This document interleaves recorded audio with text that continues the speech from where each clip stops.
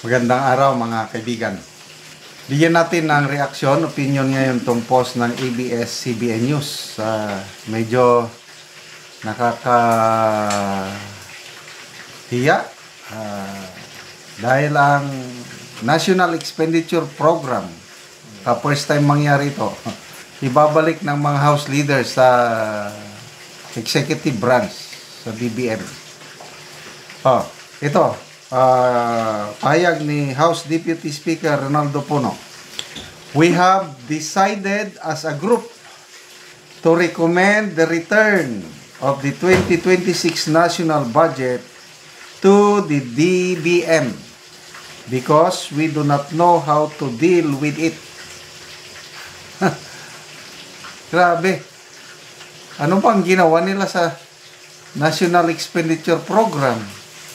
Naguguluhan na, sabi nga ni sa isang pahayag, Deputy Speaker Puno, ang sama talaga. Puno said this was decided upon after a party leaders meeting.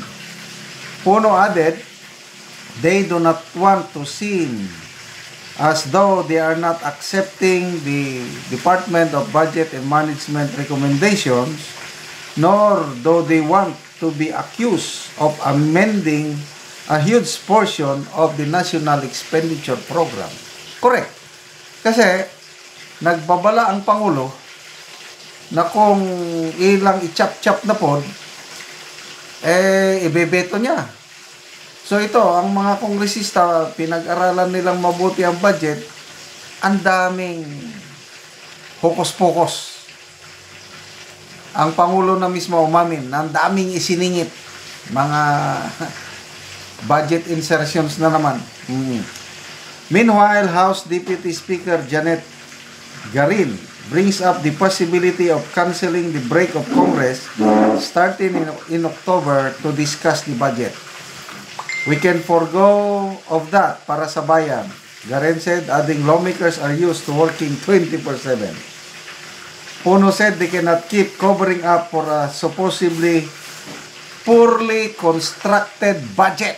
Grabe. Ano bang klaseng pan na tayo ngayon? Sabi pa niya, there is no way we're taking the hit for that indefinitely. Poorly constructed budget.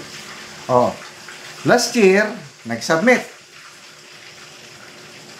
Siningitan ng siningitan. Lumubo ang budget, ang daming mga pork barrel. Huli na nung makita ng Pangulo na dami, so binito ng konti, pinasa.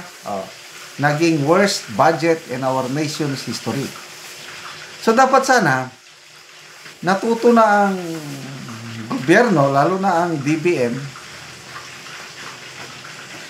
ginawa ng mabuti para wala nang reklamo ang mga kongresista. Ito ngayon, nakita na maraming, lalo na DPWH budget ito ang isang example lang. Ibang departments, meron din. Example, flood control projects. Natapos na. Isinama na ulit.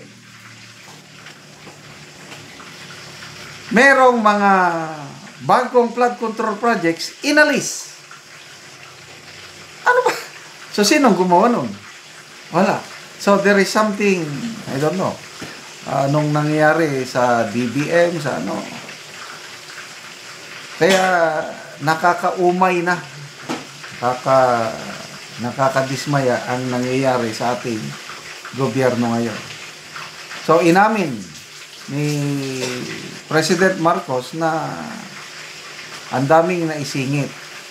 Kaya ito naman si Secretary Pangandaman, inis na inis. Sino ba yung nagsisingit?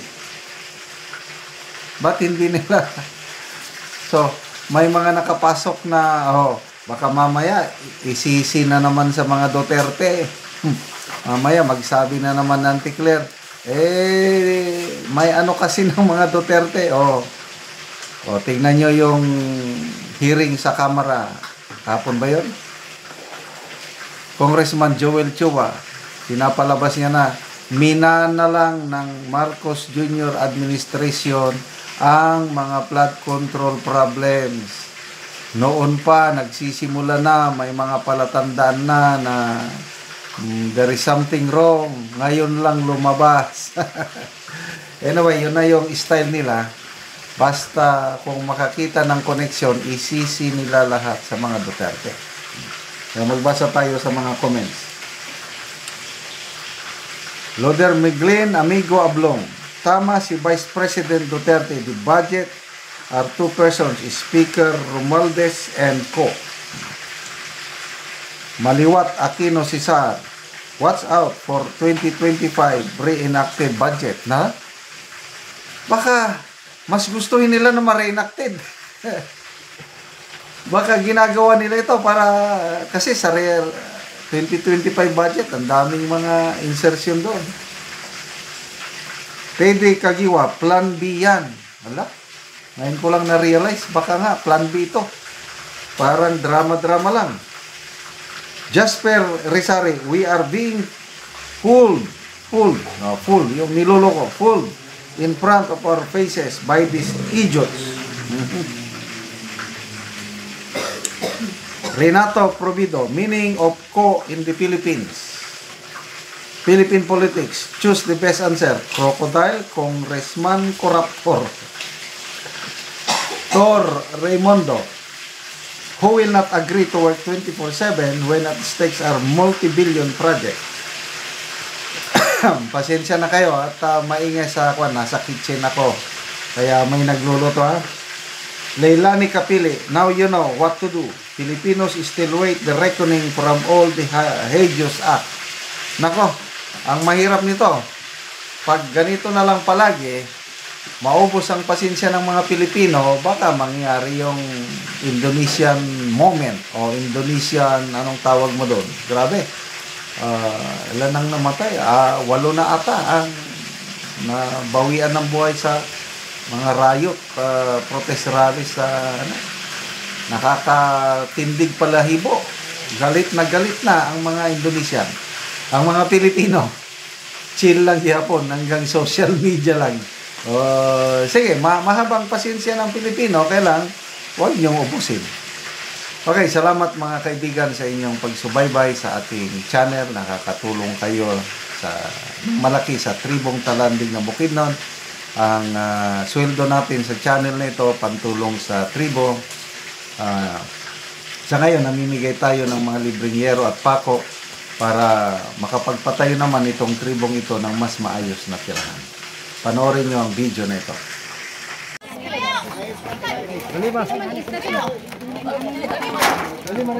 Paglista, pwede.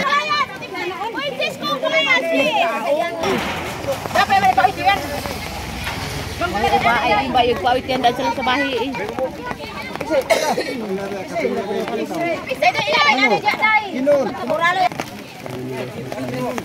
Yan, may itasunod ko sa... Muralis ka tanda. Sis, mangkunti yung pagkataas. Arnold Ginaw dia. Sino hindi ay? Juwi na tagpambanggat. Muna ni ang ipambugkos sa ngayero ang hatag sa mga tao. So, dagan dito sila kay Lubinta Kabalay ang tabangan og yero.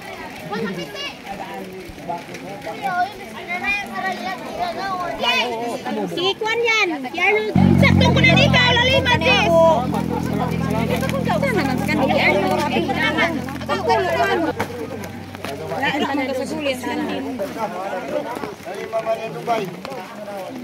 Kol, iba ko. Ito sa tag-iya. Para hari na Kwan.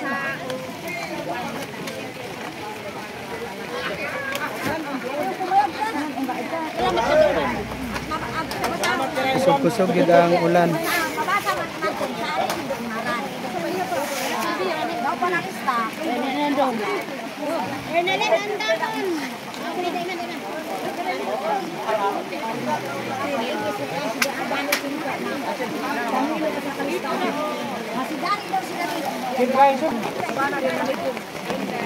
Hari, inutik pa kayo sa payong budya para tagap. Trinidad! Napon! Rinda di sini. Gimana ada di mana?